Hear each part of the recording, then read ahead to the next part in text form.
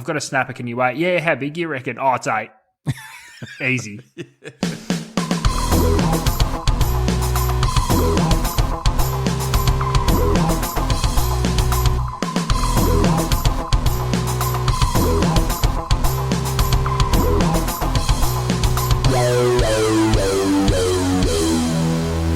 Hello everyone, welcome to The Deep Drop. I'm Luke McCredden. Adam Ring is with me once again, and we're about to jump into another episode. We are having a lot of fun right now, and if you're new, welcome. We'd love to have you here. If you're existing and you've been through a bit of a journey with us so far, welcome back. It's great to have you back on board. Just to, I suppose, try and explain what we do, Adam, for people that have just joined the show.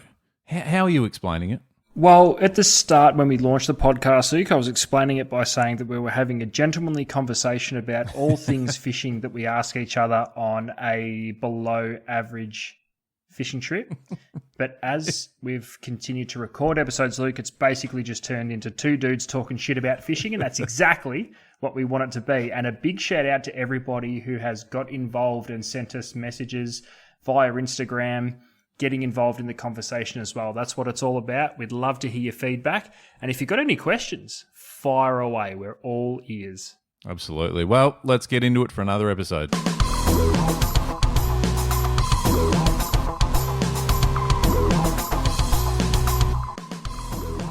Are lures too realistic these days?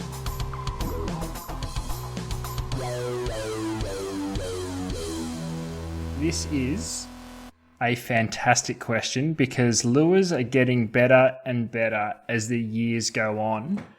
And we're seeing some lures now that at a glance, you'd swear they were the actual thing. I don't believe they're getting too realistic. Because I think if you approach it in the aspect of it's just an extra little bit of kit when the fishing conditions are right, it gives us the advantage. But it's more important that we don't forget about some of the lures that we have been using.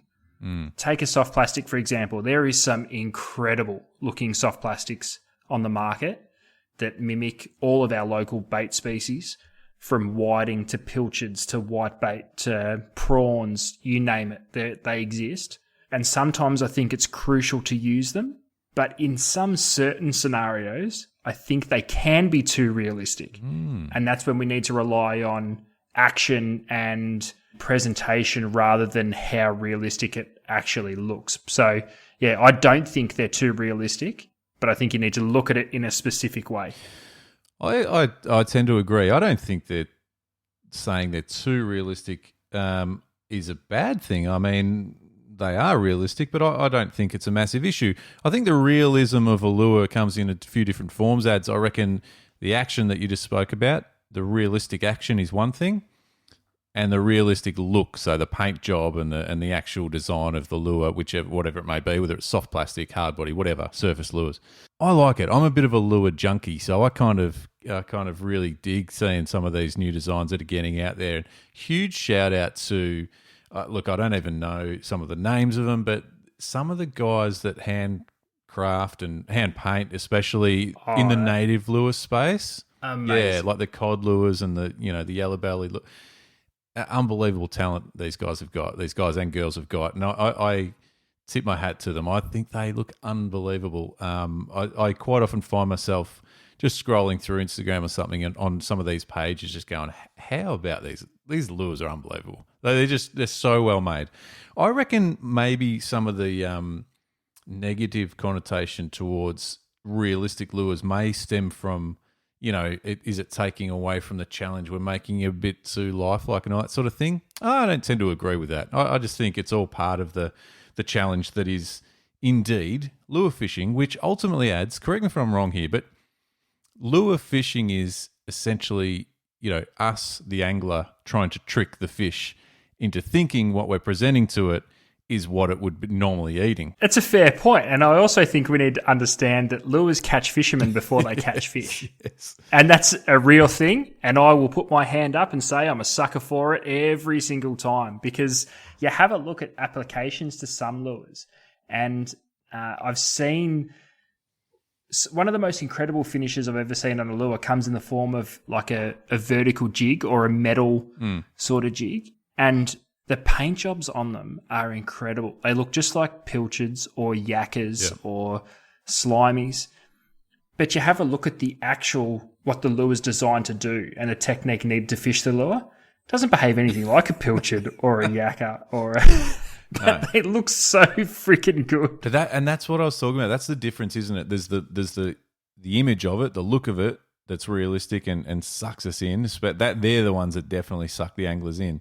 But then there's the ones that I really get a kick out of watching are the ones that swim unbelievably well and realistic. So swimming realistic, basically what I mean by that is once you put it in the water and retrieve it, the retrieve needs to be, and it just looks so lifelike. That's crazy to me. I love that. And there's been a number of lures over the journey ads that we've seen through the tackle industry and you see on social media from other parts of the world, and you just go, holy shit, like they just look like a fish in the water. It's crazy. It's crazy. And I think that's where swim baits really, I think it's what helped start the swim bait craze. I know we discussed it from a craze perspective in relation to the fishing application of them, but just the wow factor of seeing a perfectly balanced swim bait being like retrieved through the water column is, again, at a glance, you think you're getting a follow, and then it takes a split second to realize, oh, you fucking idiot, that's the lure. It's it's incredible what they can do, but I think it's not going to stop. No. We're going to see stuff better and better and better year after year after year. And I think it's crucial because it just gives us as anglers more weapons to trick that fish. It doesn't necessarily mean the most realistic lure catches all the time because there are some applications. And the metal lures is a perfect example where it doesn't need to be the most realistic looking lure. It's all about action. Yeah. It's about finding a balance as an angler to know when to use which one. There's a lure I saw recently, a video of it getting painted up. And this might, depending on when people listen to this episode, it could be old news, but I'd never seen it before. And it was getting painted up brilliantly, really well done. But the body of it was a hard body, like a diving minnow type thing. But the body of it was getting painted so it looked like it had a chunk taken out of it and it was all bleeding and red with a rib cage or a spine in it. And I just thought...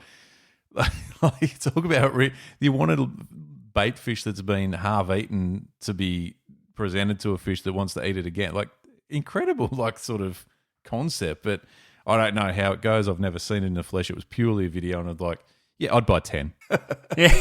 Just to have, probably never use them. Just to there is an example, ads, and you know all too well this. I'll put my hand up and say this was an example where I got sucked in by purely the action of a lure. To the point where I bought heaps and loved them and caught fish on them, so it's not a complete fail. But the action of this lure and is no longer, I don't even think it's in the market anymore. So this just shows it was a fad. I went nuts for it, and it's gone. Shimano brought out a lure called a Waxwing. Yes, and I saw it, and to look at, they're okay, like but they're a bit different and weren't much to look at. But the action of these things in the water is incredible. And they're a fairly high speed sort of retrieve lure, and in the water they just swam perfectly every single time to use. They were magnificent to use. You could cast them like a rocket. Yes, they caught a few fish for me, but they weren't all that successful. But I got sucked in big time purely by the realism, and that's what we're talking about. Are lures too realistic these days? Well, in one case, I say yes because I keep spending money on them. But overall, I'm saying no, I love it. I'm a sucker for it. Keep it coming. All you designers out there, brilliant job. Keep at it. Yeah, for sure. They're not too realistic. I want to see it go further. I want to see it pushed to its absolute limits till we see a lure at some stage with actual fish pieces in it. It's real scales individually glued on. Yeah, perfectly. All right, so are lures too realistic these days? Not at all.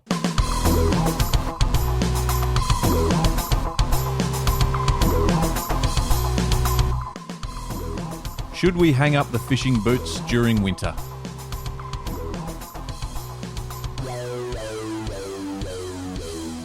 Two-part answer for me, Luke. One half coming from the fisherman in me, the other half coming from someone who works in the fishing industry. Yeah, fair enough. I can't afford for people to hang the boots up during winter. No. So I need to see more people out there. But as a fisher, hang them up.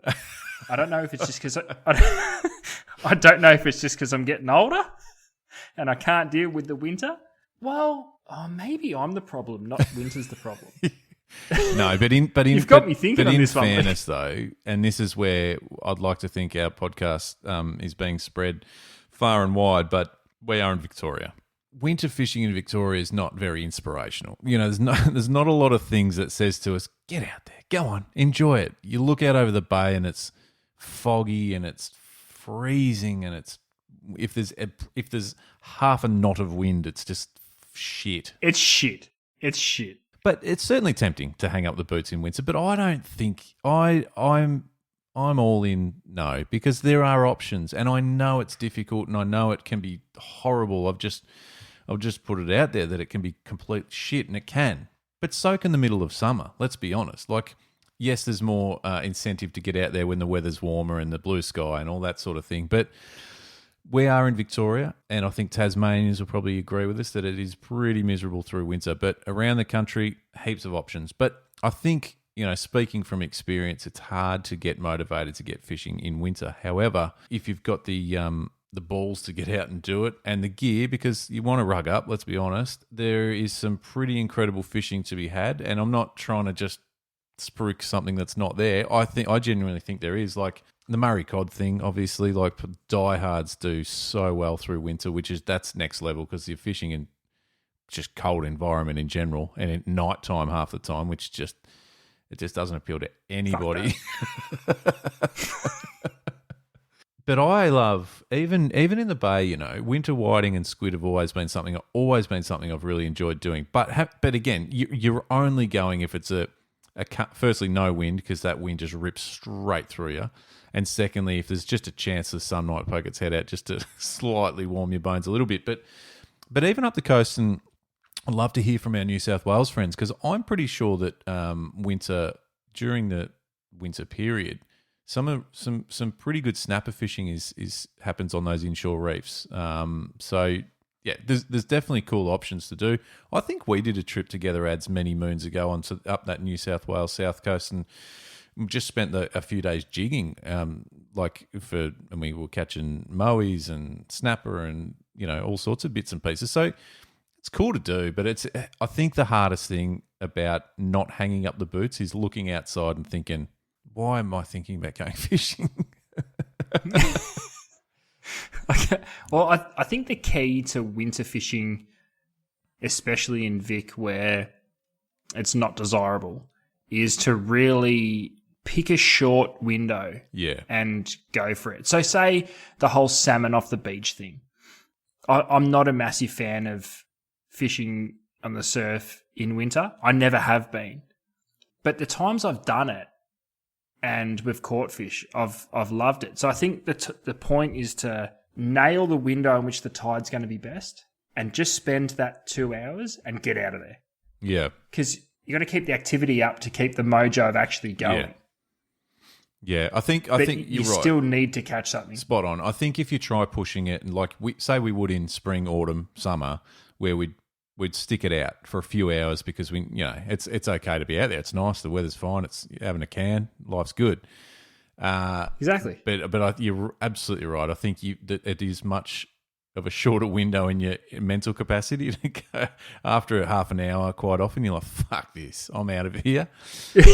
That's right. But I do have a question for you, and probably more importantly for the listeners and our Instagram friends, because one thing that came to my mind when I was thinking about this, is there actually more options out there and some better fishing out there than we sit here tonight talking about it, Ads, that we even really know about, because we're not out there, because we're not actually having a crack or exploring places that we'd explore when the weather's better. And I'm certain that there'd be something happening that we don't know about. And of course, this is just you and I talking about what we know about. But I'd love to hear from anyone out there that could jump on and give us their thoughts on Instagram and about something that they've opened up during winter that's become a really good option for them. when you stop and think about it, there's quite a lot you can take advantage of during winter. I mean, calamari, that's an obvious one. I think trout fishing, for the most part, gets overlooked a little bit. Well, but then I guess you look at what happens up at Eucumbene every year with the spawning run. Yeah. I know we have a closed season Yeah. in amongst all that as well. You love the Crater Lakes, Ads, so you could hit them. Yeah, it's a long drive for me to go and fish for half an hour and go, fuck, it's cold, and go home. But I think finding land-based options is essential in winter. Does anyone fish offshore? Yeah, crazy people. But if the weather's good, like what's happening? Bluefin? Well, seriously, yeah. Yeah, bluefin, huge. And to all our listeners out there, those that haven't been to Portland in winter, hey, you may as well just go straight to Antarctica. It's feral. Like a good day is 4 metre swell, Yeah. but the fishing's unbelievable. Yeah, but it's the battle of conditions and weather. I think I'm personally, and I'm sticking by it. The question is, should we hang up the fishing boots during winter? I don't think we should. I think, if you got an itch, find the window, go scratch it. But I feel like you're on the other side of the fence, and that's okay. I'm a massive pussy. Happy to throw it out there. Yeah. And Luke, I'm calling on you as a friend. Yeah. To just drag me out of this house during winter, because I am so good. I'm so good at the alarm going off, going no, and just going straight back to bed. Fair enough. Righto. Well, we'll get you out there.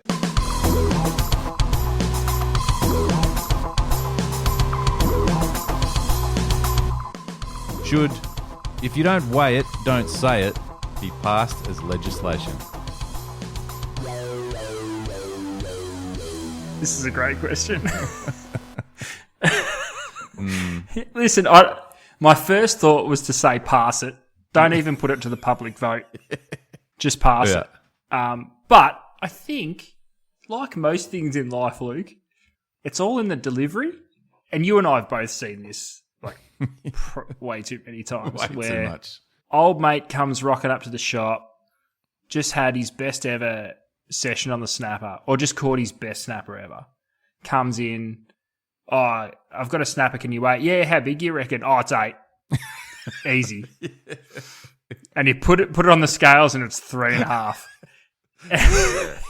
This is the thing. So it's all in the delivery. This is the problem. Like, I love it. I love this bit. I'm all for this as being a legal bloody law. Because there's far too many snapper that are just 5 or 6 kilos. There's far too many kingfish that are 10 to 12 kilos, and way too many tuna that are 15 to 20 kilos. I just think it's just some of it's laziness. Some of it's a genuine mistake. Some of it is. Because guessing can be really tough. 100%. And bluefin, I think, are a perfect example. I struggle to see a bluefin and go, oh, yeah, it's this. Yeah. Whereas with a snapper, you get a half decent eye for a snapper after a little while. Or I love the best ones once you hit a centimetre mark, it's an automatic. Yeah. So, I got a whiting, it was 50 centimetres, easy kilo. It's not. Yeah. Yeah. I don't, and there was always talk around, there was something around kingfish being every 10 centimetres was a kilo or something for a while. So it was like, yeah, and there was the big snapper thing too. When they changed the bag limit to that 3 fish over 40, there was the guides on the rulers that if it's this long, it's roughly this weight. Which I never found, I trust our system and our people at the helm, but I never found the logic in that all that. I know it was just a rough guide. It wasn't, it must be averages. Yeah, potentially, but it is a good rule that if you don't weigh it, don't say it, because I just think sometimes you don't need to. You don't need to say it. How'd you go? Yeah, got a couple. Oh, they were okay. We didn't weigh it, but they were probably a few kilos, rather than going. Yeah, 7 or 8 kilos. No worries. Yeah, but that's what I mean. Like, it's all in the delivery. Like, you can say an easy, oh yeah, got a couple of snapper. The biggest was probably, I don't know, 4.5 maybe. Then it's just like, okay, it was a good snapper. I've got but if you roll up and go, yeah, got a good snapper. Oh yeah, nice. Yeah, it was easy 8. Yeah. You're like, okay, show me. Like, Yeah. It's all in the delivery. Don't be so confident if you're not sure. Like, I've been guilty of this massively. The best are the ones that come in and go, lost a tank. Oh, lost. Like, just Yeah. lost it. Like, saw it. Like, it was £20. Like, easy. Weighed it. And when weighed I say it and then I've lost been, it. that's right. And when I say I've been guilty of it, I've been guilty of the excitement. I remember this like it was yesterday. Again, on the snapper, first snapper of the season, rod goes off. We were just pumped. We even got a bite, let alone sunk the hooks into one. Got it to the top. We've got it in the net. We're basically like hugging each other going, this thing's 7 kilos. It's a weapon. Like it was 4. Yeah. Like it was, you know what I mean? Like Yeah. the until we calmed down and saw it sitting on the deck, you're like, oh yeah, okay, it's not 8. Like, it's probably, I get that. So I get it. Yeah. I get it. But you've got to be able to just pump the brakes a little bit, I think. Yeah. Yeah. So I like it. I like it as a rule. I think I'm always of the opinion that you don't necessarily have to open your mouth every time. So you could just be humble about it and say, got a couple of nice fish, got a good feed. But I also love the excitement, and I love what fishing does to people because it does it to me, it does it to you. It gets you pumped, and whether you're catching snapper, tuna, marlin, squid, you know what I mean? Like it's always exciting. So don't let go of the excitement, but just ease up on the throwing massive weights just out relax. there. Yeah, just relax. Well, on that, I reckon this show will go viral. So same. It's an 8 kilo fish. It's a viral episode. It's 8 kegs. It's easy, and we're going to leave it and just let it get out there, and we're not going to weigh it just in case it doesn't go viral. Basically, so Yeah, that's right. So Yeah, no, I'm in. I'm in. thank you everyone for tuning in and having a listen. We appreciate it greatly, and we love your feedback. And as always, across Instagram, we're getting some great messages from people. We're getting some great comments on a lot of our posts, which we love, ads, and love hearing your thoughts on the topics that we talk about. Because at the end of the day, Adam, this is only you and I just having a chat about what we think of things. And mate, I don't want to speak for you, but I think you'd be allowing me to say we're just battlers as well. We're just punters who love our fishing and happen to be in a great industry and involved in the best industry in the world. But we're just having our thoughts. So tell us otherwise. We love having it. some fun. Yeah. And subscribe for free to the podcast. Share it with your friends. Tell your mates. And we'll be back again for another episode, Adam. This has been a good one. It's been a good one. Another one in the can. We'll keep going, and everybody get involved. Love hearing your feedback.